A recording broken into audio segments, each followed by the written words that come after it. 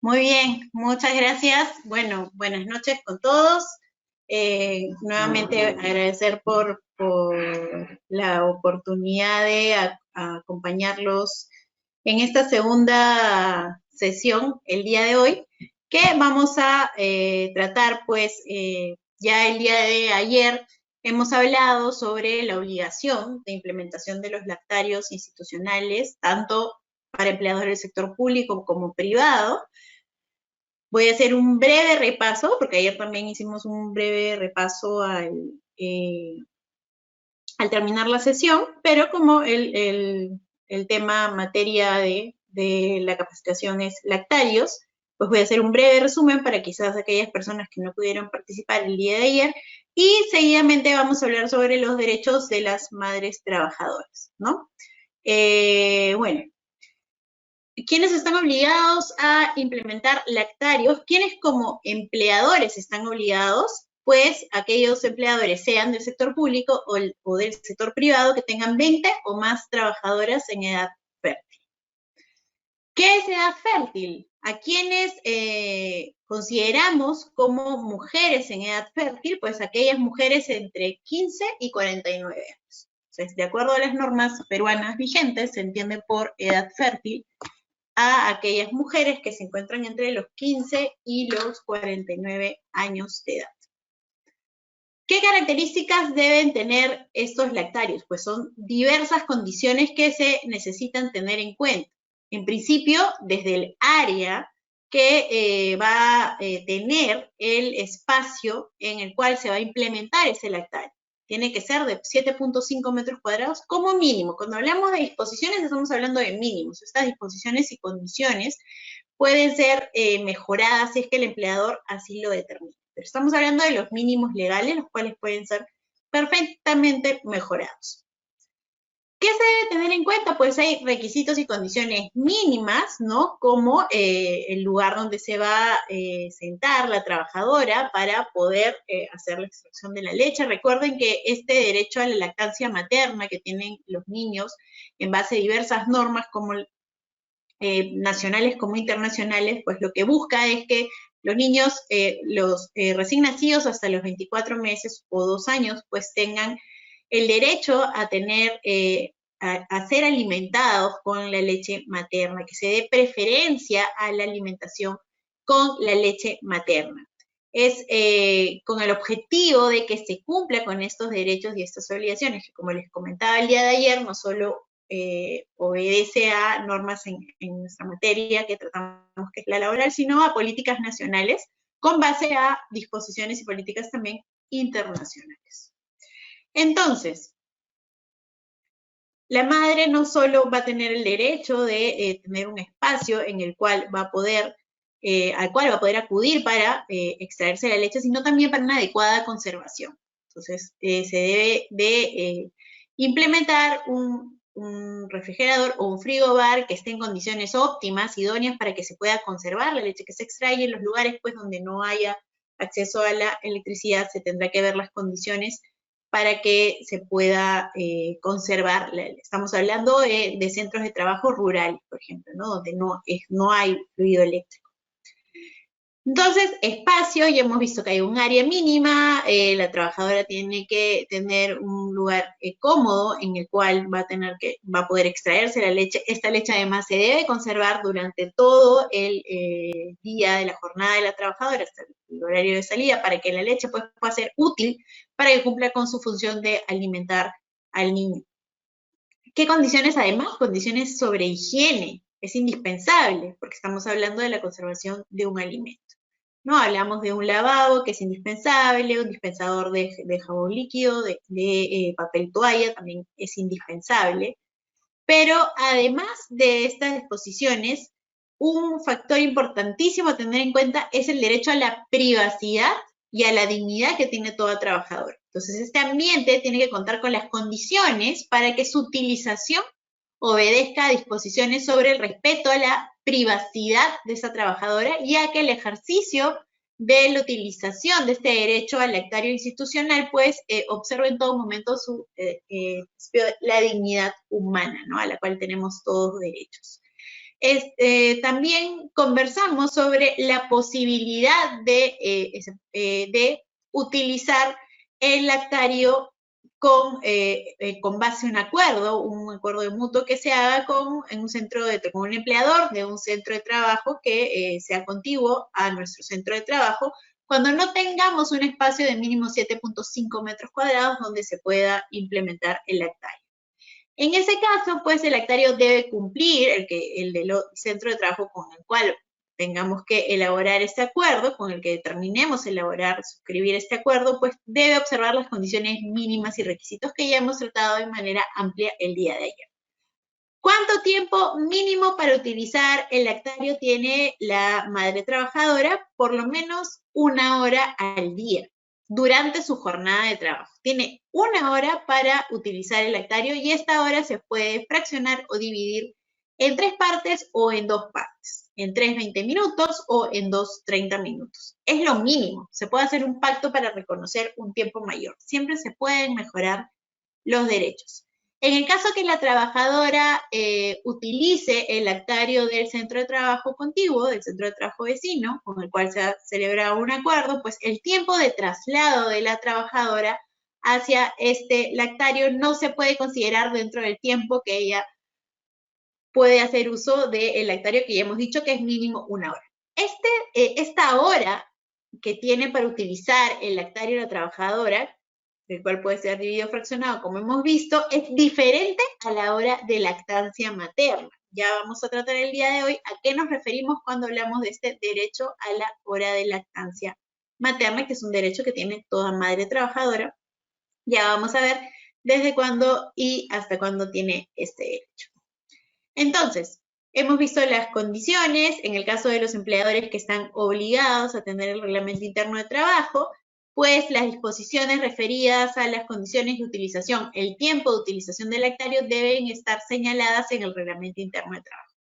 También hicimos la precisión sobre quiénes están obligados a tener este reglamento interno de trabajo, que son los empleadores que tienen más de 100 trabajadores, y en el caso de los empleadores de empresas de seguridad privada, independientemente del número, tienen también la obligación de tener el reglamento interno de trabajo.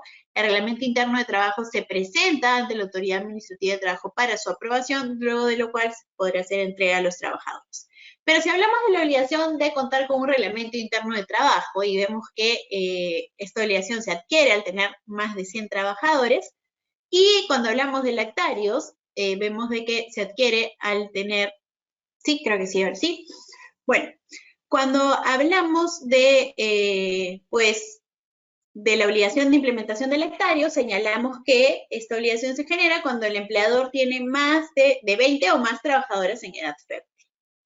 Si estamos en una empresa que tiene 100 trabajadores, está obligado a tener reglamento interno de trabajo, pero aún no cuenta con 20 trabajadoras en edad fértil, independientemente de que aún no cuente con 20 o más trabajadores en edad fértil, debe establecer las disposiciones sobre utilización del lactario en el contenido de su reglamento interno de trabajo, porque esto es una de las disposiciones obligatorias que se debe incorporar en el reglamento interno de trabajo. Entonces, hemos visto ayer todas estas consideraciones. Se debe comunicar, además, sobre la implementación del lactario institucional al reglamento interno, a la Autoridad Administrativa de Trabajo, vimos que también al Ministerio de la Mujer, y en general vimos ayer todas las disposiciones relacionadas a la implementación de los lactarios institucionales. ¿Qué sucede si no cumplimos con estas disposiciones que se han establecido legalmente? Conforme al numeral 24.20 del reglamento de la Ley General de Inspección del Trabajo, el incumplimiento de las obligaciones relativas a la implementación de los lactarios constituye una infracción grave en materia de relaciones laborales.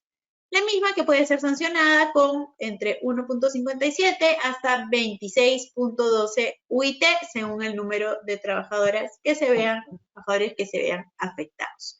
Entonces, incumplir con las disposiciones que hemos revisado el día de ayer pueden generar que luego de que se realice un procedimiento inspectivo se imponga al empleador una multa en la escala que hemos visto desde 1.57 hasta 26.12 UITs. Entonces hay que tener en cuenta también que al estar frente a un incumplimiento de mis obligaciones como empleador, estoy expuesto a que luego de un proceso inspectivo a cargo de la Autoridad Administrativa de Trabajo, pues pueda ser sancionado con por haber incurrido en este tipo de infracción con la respectiva multa. Y habiendo hablado sobre el resumen sobre los lactarios y qué pasaría si incurrimos en este tipo de infracción, vamos a ver a continuación los derechos de las madres trabajadoras.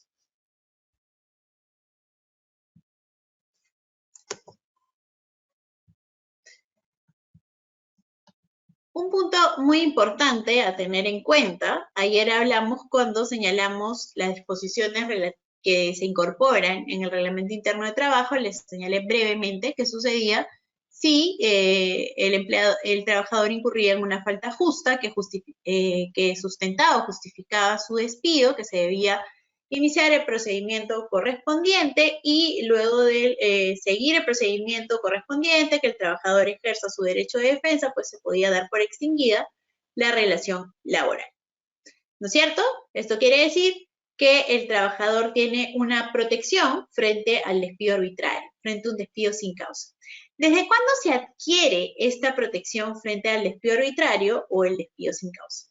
Pues esta protección se adquiere cuando el trabajador o la trabajadora superan el periodo de prueba, ¿no? ¿Qué es el periodo de prueba? El periodo de prueba es el periodo durante el cual el empleador y el trabajador pueden evaluar si las prestaciones a las cuales están obligadas ambas partes y las expectativas que tienen ambas partes con relación a este contrato de trabajo cumple con lo requerido. Si el trabajador, por ejemplo, cumple con las expectativas, el perfil del puesto para el cual se le contrató, el trabajador pues también podrá evaluar si quiere seguir continuando en este centro de trabajo. Durante este periodo de prueba, el empleador puede evaluar si desea continuar o no con la prestación de servicios a cargo del trabajador. ¿Qué quiere decir esto? Que durante este periodo, el empleador puede decidir dar por terminado el contrato de trabajo antes de que cumplamos el periodo de prueba, antes de que superemos el periodo de prueba, puede decidir dar por terminado el contrato de trabajo sin que sea necesario expresar una causa justa. O sea, que ayer hemos visto alguna de estas causas justas, que era la falta grave. Pues entonces, dentro del periodo de prueba, el empleador tiene la facultad de terminar el contrato de trabajo alegando que el trabajador pues no superó el periodo de prueba. ¿Y de cuánto tiempo es este periodo de prueba? Pues el periodo de prueba legal es de 3 meses, contados desde el inicio de la relación de trabajo, y puede ser extendido. Cuando hablamos del periodo legal de 3 meses, no es necesario que tengamos un contrato de trabajo escrito y que señalemos que el periodo de prueba es de 3 meses. Porque recordemos que en materia laboral los contratos pueden ser a plazo indeterminado, que es la regla general para nuestra legislación nacional, es que la contratación de los trabajadores sea a plazo indeterminado. Excepcionalmente se permite la contratación modal, que quiere decir que excepcionalmente la ley me permite utilizar contratos temporales sujetos a modalidad o plazo, se conocen con estos nombres, siempre que se cumpla con el principio de causalidad. ¿Qué significa este principio de causalidad? Las normas laborales nos establecen una serie de tipos de contratos de trabajo sujetos a modalidad. Alguna de ellas es, por ejemplo, el contrato sujeto a la modalidad de necesidad de mercado, que seguro muchos de ustedes han escuchado, o el contrato de trabajo por inicio o incremento de actividades. Son los más utilizados. Son solo algunos ejemplos. También tenemos, por ejemplo, el contrato de suplencia.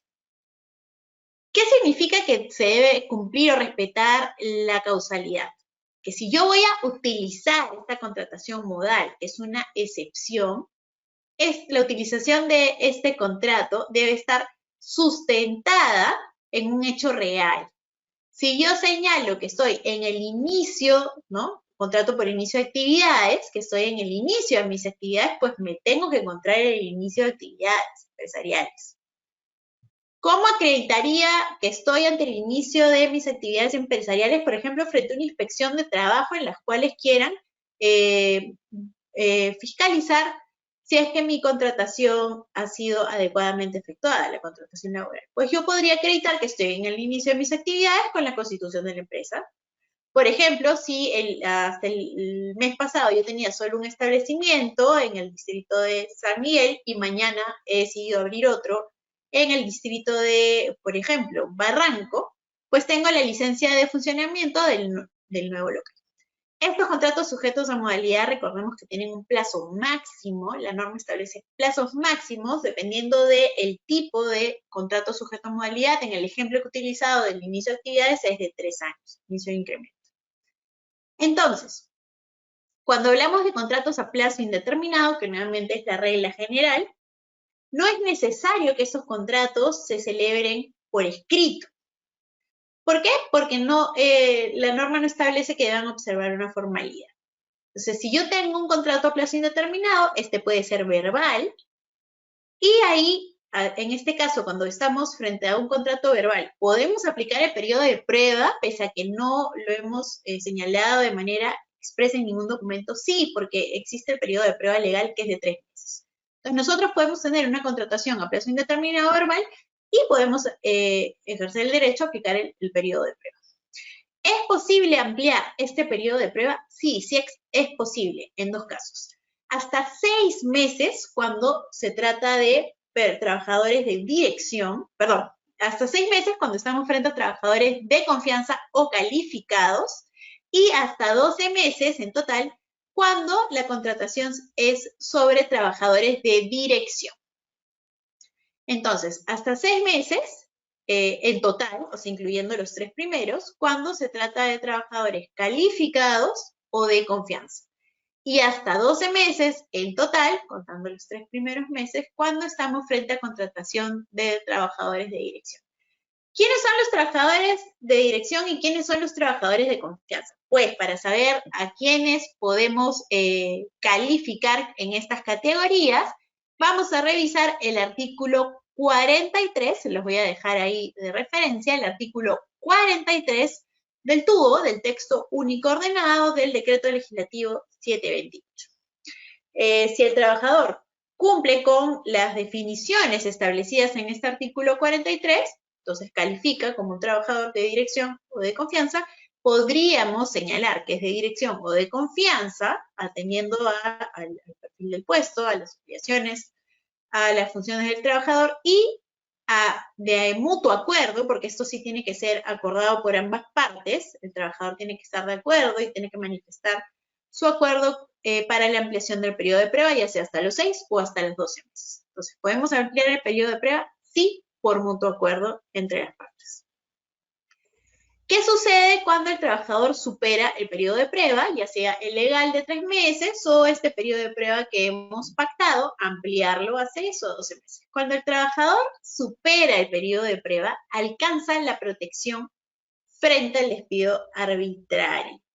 ¿Qué significa? Ya hemos dicho que durante el periodo de prueba, el empleador puede determinar dar por finalizado el vínculo laboral alegando que el trabajador no superó el periodo de prueba. Superado este periodo de prueba, pues entonces el trabajador alcanzó la protección frente al despido arbitrario, por lo cual no podrá ser despedido sin que exista una causa justa que sustente este despido y seguir el procedimiento que ayer previamente vimos establecido por ley. Si el despido no es justificado, pues podríamos estar frente a un despido arbitrario, cuando no hay expresión de causa, que son los despidos legalmente establecidos, o un despido nulo. ¿Cuándo estamos frente a un despido nulo?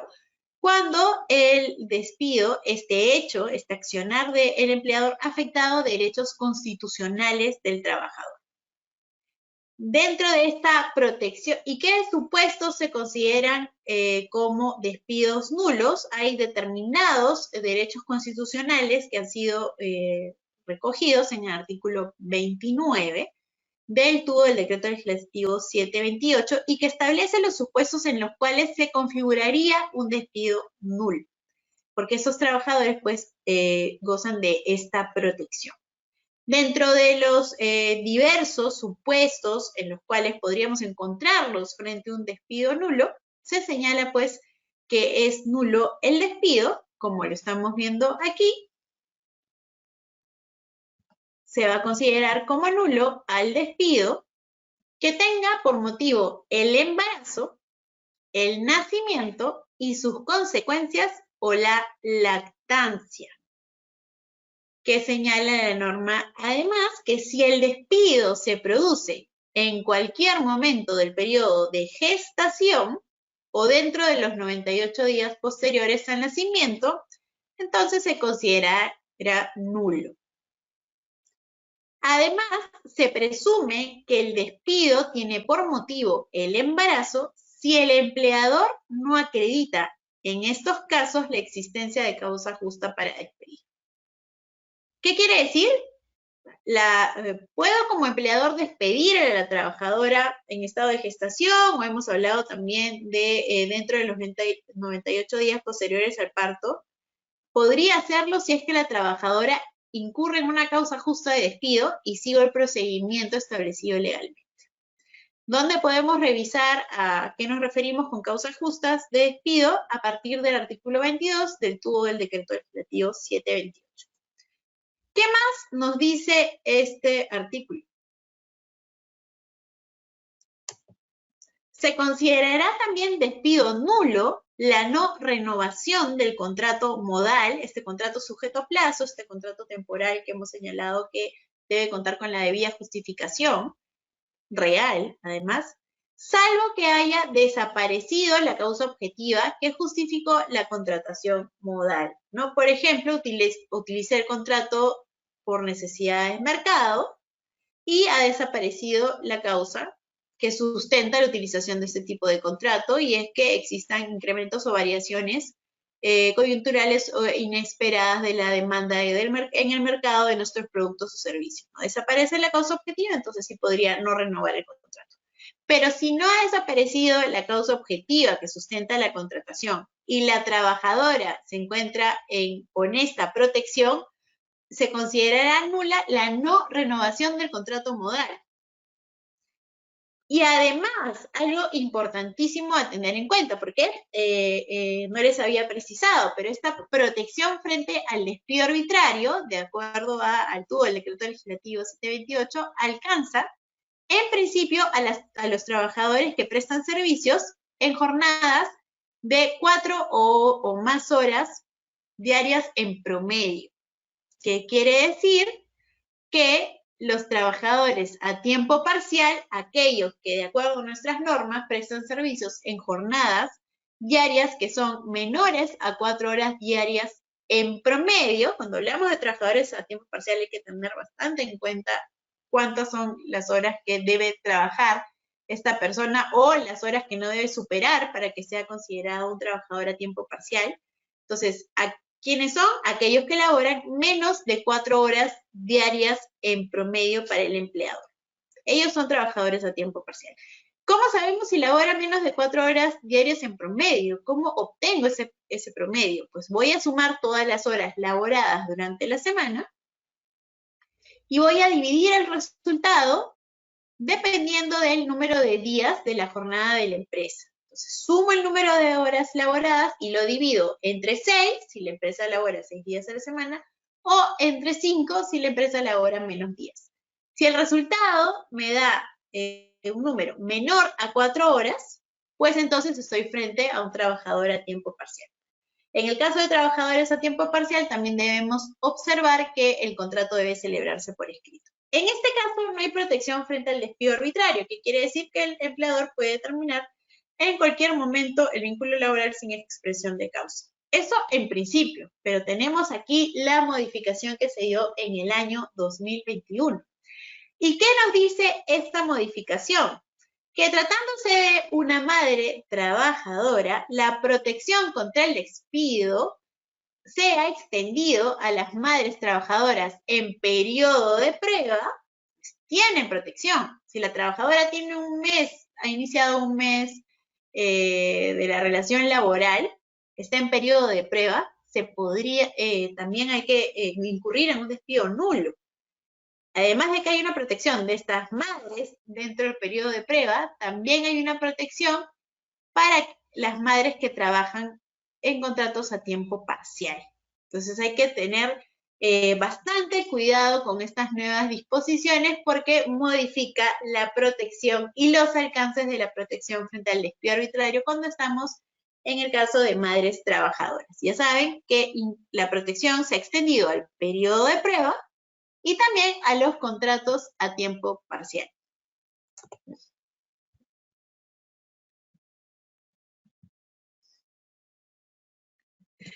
¿Qué consecuencias se podrían presentar si tenemos un despido nulo? ¿O qué derechos, mejor dicho, tiene la trabajadora que es víctima de un despido nulo? La trabajadora tendrá derecho de accionar judicialmente para, ante un juez, tiene 30 días hábiles contados del cese para presentar su demanda para que se declare la nulidad de su despido y qué consecuencias podría tener la declaración de esta nulidad dependiendo de lo que solicite la trabajadora, que podría ser la reposición en el puesto de trabajo o es una u otra, o la indemnización por despido arbitrario. A la trabajadora además le corresponderá que el empleador le pague las remuneraciones devengadas o dejadas de percibir durante que se hubieran generado desde la fecha del despido y durante todo el tiempo que duró el proceso judicial. Entonces, los derechos que podría accionar en este caso la trabajadora es a la reposición, que ya sabemos, es que se ordene que se le restituya en el puesto de trabajo que ocupaba antes del cese, el pago de sus remuneraciones devengadas o dejadas de percibir desde la fecha de cese y durante todo el periodo que duró el procedimiento judicial. En todo caso, si la trabajadora no quiere ser repuesta en la empresa, podría optar por la indemnización por despido arbitrario, puede plantearlo incluso en la ejecución de sentencia. ¿Y a qué nos referimos con indemnización por despido arbitrario? De acuerdo a la norma, los trabajadores, luego de superado el periodo de prueba y que tienen protección frente al despido arbitrario, si el empleador incurre en un despido arbitrario, tienen derecho al pago de una indemnización. Despido arbitrario. ¿A cuánto equivale esa indemnización? Pues aquí vamos a ver de que hay dos tratamientos. Si estamos frente a un trabajador con contrato a plazo indeterminado, pues la indemnización por despido arbitrario será igual a un sueldo y medio por cada año completo de servicios y proporcional por meses y días, pero con un tope de hasta 12 remuneraciones. Esto quiere decir que si multiplicamos por 1.5 es 8 años, ¿no? Entonces, trabajadores a plazo indeterminado, un sueldo y medio por año, proporcional por meses y días, pero tenemos un tope de 12 remuneraciones.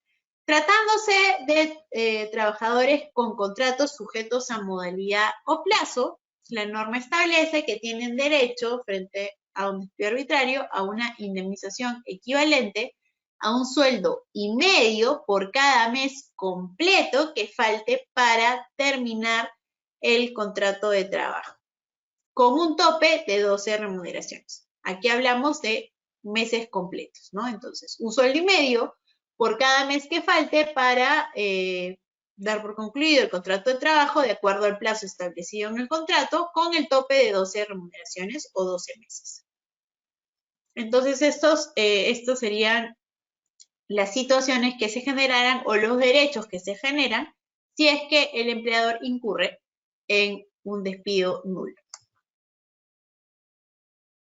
Descanso pre y postnatal, ¿no? Es otro derecho que se le reconoce a las madres trabajadoras.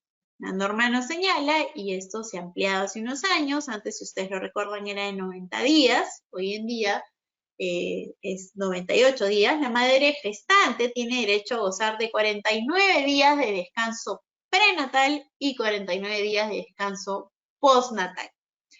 El descanso por maternidad de 98 días se extiende en dos casos. En caso de parto múltiple, el descanso postnatal se extenderá por 30 días naturales adicionales en los casos de que la trabajadora tenga pues una gestación múltiple. En el caso de niños con discapacidad, el descanso postnatal se extiende por 30 días naturales adicionales en los casos de nacimiento de niños con discapacidad. La discapacidad es acreditada con la presentación del certificado otorgado por el profesional de salud debidamente autorizado.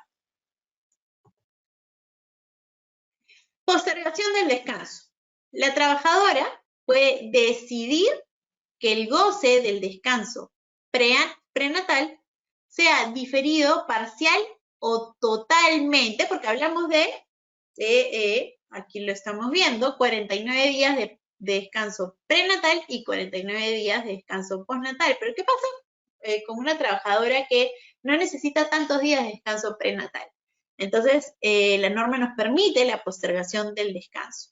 La trabajadora puede decidir que el goce del descanso prenatal sea diferido, parcial o totalmente y acumulado al postnatal. Para ello, si hay un requisito que se debe observar previamente, debe comunicar su decisión con una antelación no menor de 2 meses a la fecha probable del parto, adjuntando el informe médico que certifique que dicha postergación no afectará su salud ni la del concebido. Claro, el médico tiene que sustentar la posibilidad de que se difiera el inicio del descanso prenatal. Dicha decisión no requiere aceptación ni aprobación del empleador. Lo comunica, tiene el derecho a hacerlo. Además, tiene la trabajadora derecho al goce del descanso vacacional inmediato. Nosotros sabemos que el descanso vacacional es un derecho que se adquiere cuando el trabajador cumple un año de prestación de servicios para el mismo empleador. Entonces, cuando cumplimos un año de prestación de servicios para nuestro empleador, ganamos el derecho al descanso vacacional si estamos en el régimen general de la actividad privada de 30 días calendario y el pago de la remuneración vacacional, porque es un descanso remunerado. Entonces, el descanso vacacional anual es remunerado. ¿Recuerdan ayer que vimos la suspensión del contrato de trabajo que puede ser perfecta o imperfecta? En este caso estaríamos frente a una suspensión imperfecta porque el trabajador no presta servicios, pero el empleador sí paga la remuneración. Entonces, cumplir un año prestando servicios para el mismo empleador, 30 días de descanso vacacional anual remunerado, remuneración vacacional. Régimen general de la actividad privada, porque recordemos que hay regímenes como, por ejemplo, el de la microempresa, donde los derechos que se establecen son diferentes en este extremo. Las trabajadoras gestantes tienen derecho, señala la norma, a que el periodo de descanso vacacional por récord cumplido y vencido pendiente de goce se inicie a partir del día siguiente de concluido el descanso postnatal, siempre y cuando comunique tal decisión a su empleador con una anticipación no menor de 15 días calendario al inicio del goce del descanso vacacional. Esta decisión, señala la norma, no requiere aceptación ni aprobación del empleador. Entonces, la trabajadora comunica, teniendo en cuenta este plazo que se señala legalmente, que ha decidido el goce inmediato del descanso vacacional una vez concluido el periodo postnatal. No es necesario que el empleador acepte ni apruebe esta decisión porque es un derecho que la norma le reconoce a la trabajadora que observe con comunicar al empleador de forma oportuna su decisión de ejercer este derecho. Y bueno, aquí estábamos hablando del descanso pre y postnatal. ¿Cuáles son los requisitos para el goce del descanso prenatal, nos señala la norma, pues el certificado de incapacidad temporal para el trabajo por maternidad, expedido por eSalud, o en su defecto, un certificado médico en el que conste la fecha probable del parto, que el alumbramiento se produzca entre las semanas 22 y 30 de la gestación y el concebido nazca vivo y sobreviva más de 72 horas. Si el alumbramiento se produjera después de las 30 semanas de gestación de la madre trabajadora, tendrá derecho al descanso por maternidad, aun cuando el concebido no nazca vivo. Permiso por lactancia. Ya hablamos ayer de la implementación de los lactarios, hoy día nuevamente hemos tratado un breve resumen sobre el tema y señalamos cuánto es el tiempo que la trabajadora, el tiempo mínimo para hacer uso de ese lactario, y dijimos que es 1 hora dentro de la jornada de trabajo, que se puede fraccionar o distribuir en 3 partes o en 2 partes o utilizar los 60 minutos en una sola oportunidad. Pero además del derecho a utilizar los lactarios institucionales, la trabajadora tiene el derecho al permiso por lactancia o a la hora de lactancia materna. ¿Qué señala al respecto nuestra normativa? La madre trabajadora, al término de su periodo de descanso postnatal, termina el periodo postnatal, la trabajadora se va a reincorporar a trabajar, tiene derecho a 1 hora diaria de permiso por lactancia. No es lo mismo que la utilización de lactario, son 2 cosas diferentes. Entonces, tiene derecho a 1 hora diaria de permiso por lactancia materna, hasta que su hijo tenga 1 año de edad. Este permiso podrá ser fraccionado en 2 tiempos iguales y será otorgado dentro de su jornada laboral. ¿Qué quiere decir? Que la trabajadora tendrá 1 hora libre y remunerada dentro de esa jornada. Ella puede tomar esa hora, ya sea fraccionada en 2 media horas, o puede utilizar la hora de lactancia de corrido. ¿Qué significa utilizar la hora de lactancia? Que si la jornada de la trabajadora inicia a las 8 de la mañana, ella podría, y termina a las 4 de la tarde, por ejemplo, ella podría acordar con el empleador que va a utilizar la hora de lactancia y por ende no ingresará a las 8 de la mañana, sino ingresará a las 9, porque de 8 a 9 hará uso de su hora de lactancia. Así la trabajadora no se presente a laborar de 8 a 9, hasta que el niño cumpla 1 año de edad, tiene derecho a esta hora libre remunerada. Pero también podría hacer ejercicio de este derecho a la hora de salida. Si la jornada termina a las 4, pues ella podría retirarse a las 3 de la tarde. Podría también dividirlo, fraccionarlo en 2 tiempos iguales. Media hora en la mañana, ingresa a las 8 y media y sale a las 3 y media de la tarde. Entonces, es diferente a la hora para utilización del lactario, que también tienen derecho, a la cual también tienen derecho las trabajadoras, y que recuerden que la hora para la utilización del lactario es hasta que el niño cumple 2 años o 24 meses. Cuando hablamos del permiso por lactancia, estamos hablando que la trabajadora tendrá derecho a este permiso hasta que el niño cumpla 1 año de edad. La hora diaria de permiso por lactancia materna se considerará como efectivamente laborada para todo efecto legal, inclusive para lo relativo al goce de la remuneración correspondiente. Es 1 hora libre y 1 hora remunerada, que se considerará efectivamente laborada para todo efecto. Es posible que la trabajadora, en lugar de utilizar la hora de lactancia diaria, acumule sus horas de lactancia y los utilice en un solo día de la semana. No, no es posible, porque la ley le reconoce el derecho a la madre y al recién nacido, y hasta que cumpla 1 año, de que su madre tenga 1 hora de trabajo libre diaria remunerada. Es 1 hora porque se entiende que va a tener 1 hora adicional para compartir, para reforzar el vínculo con su recién nacido hasta que cumpla 1 año de edad. No es posible acumularlas, tampoco es posible renunciar a este derecho, tampoco es posible que la trabajadora diga, no, la verdad que yo prefiero estar laborando, no quiero hacer uso de mi hora de lactancia, voy a firmar un acuerdo para renunciar al derecho al ejercicio de esta hora por lactancia. No, no es posible, porque los derechos laborales son irrenunciables, ¿no es cierto? Ya lo hemos visto ayer también. No es posible firmar acuerdos ni renunciar al derecho de utilizar la hora por lactancia. Puedo decir, bueno, utilizo mi hora de lactancia, pero empleador, no es necesario que me pagues por esa hora. No, no es posible tampoco porque la ley establece que la trabajadora tiene derecho de hacer uso de esa hora libre, pero además tiene derecho a que le paguen esa hora pese a que no va a laborar, porque es una hora que se va a considerar efectivamente laborada para todo efecto.